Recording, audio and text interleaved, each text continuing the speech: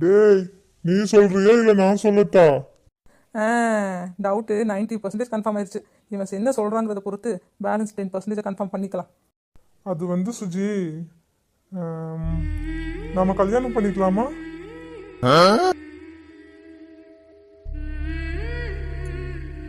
சுஜி இல்லடி, நானும் வரேன்.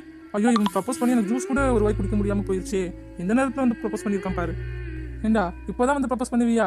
எனக்கு ஒரு வாய் ஜூஸ் நிம்மதியாக குடிக்க விட மாட்டீங்களா? நல்லா வந்தாடா ப்ரப்போஸ் பண்ணுறேன்னு, நல்லா சிவம் பூஜையில் கரடி நுழைஞ்ச மாதிரி. போங்கடா. ஏய் நில்லடி.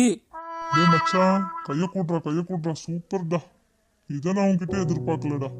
என்னடா ஒண்ணுமே சொல்லாம போயிட்டா? ஆமா, நானும் நீ லவ் பண்றேன்னு சொல்லுவேன்னு பார்த்தா நேரா கல்யாணம் பண்ணிக்கலான்னு கேட்டுட்டேன்.